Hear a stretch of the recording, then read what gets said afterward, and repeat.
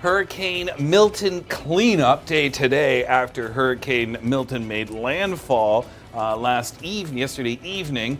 And some pictures and images we're going to be showing you of, first of all, things got off, although landfall happened around 8:30 yesterday evening, Nicole, things got off much sooner than that with the tornadoes and the heavy bouts of rain well in advance of Milton's actual landfall. Yes, so in advance of Milton's landfall, it was the strengthening to a Category 5 twice. Yes. It was the tornado watches and warnings that were across the state. And then as it moved in, we saw what we expect with a hurricane, the storm surge, the heavy flooding rains, and the very gusty winds. It did make landfall last night, 8:30 p.m. to be exact, south of Sarasota, exactly. Siesta Key was the target as a Category 3.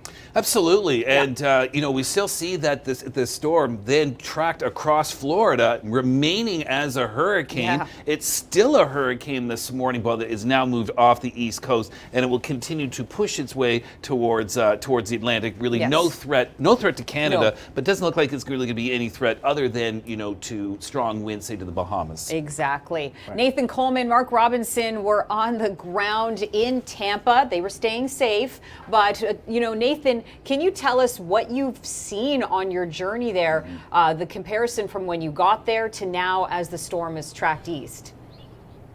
Yes, well, there's just so much debris around, Nicole. This is one example. This is a large sign in front of the 7-Eleven that came crashing down, and it's kind of just tilted on the edge of the corner here. So very dangerous situation all around the city. I mean, you can imagine the damage it did to the roof of a professional sports stadium here in Tampa Bay. So when you compare that, what did it do to the homes around that area? That's where we're going to be heading throughout this morning. And you can see the people coming out now. The sun is coming up to take a look and inspect what's been going on here. We're just here located in Ybor City.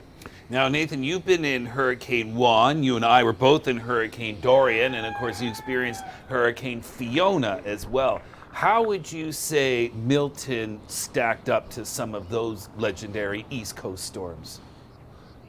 Well, I mean, those storms, some of them went post-tropical, and they were so widespread, fast-moving. This one, I actually was in the eye for a long time, so that was a completely different experience for me. And, what was different is watching all of the flashes in the sky and seeing how quickly the power just went out in certain areas around us, because it was just so fast-moving, and to have that break in the eye was very different storm for me than what I experienced up in Nova Scotia.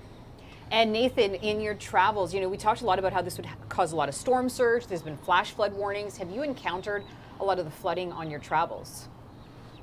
Well, on the way back from Sarasota, once we started reaching, the Tampa area, that's when we started seeing some more of the water over the roads. I will mention, there are some chickens walking around me here right in the city, but this is a normal thing for Ybor City, so that's not related to the hurricane. Okay, good to know. Now, I have to say, Nate, when you were driving back to the hotel last night, it was dark. There was a lot of power outages. I have to believe that would be a pretty scary drive, because you don't know what you're going to encounter, and that was after the worst of the storm. What was that drive like going back to the hotel? Oh, it was a white-knuckle drive. Mark was behind the wheel. Thankfully, he's been through so many of these, I think 28 he mentioned. And so I don't know if I could have made that drive, but I was just there with my camera kind of, we'd be coming up on the road, the power was out, so we couldn't see much, and a tree would be across the road. We'd slow down, drive around it, and then there was one where a large sign came up out of nowhere in the middle of the road. So we knew we had to make it home, but it was a dangerous drive back. And so quickly, Nate, I know you and Mark are going to sort of travel around, but am I right in saying that you guys don't have much gas? Is there any gas stations around that you could see that have any available fuel? Well, there are some apps that we're looking at that will show you which gas stations have fuel. As of now, like I say, we have less than a third of a tank, so we don't want to venture too far away, but we're staying in the vicinity of our hotel for now until we can see where a gas station is that we know we can fuel up, because we don't want to get stranded as well.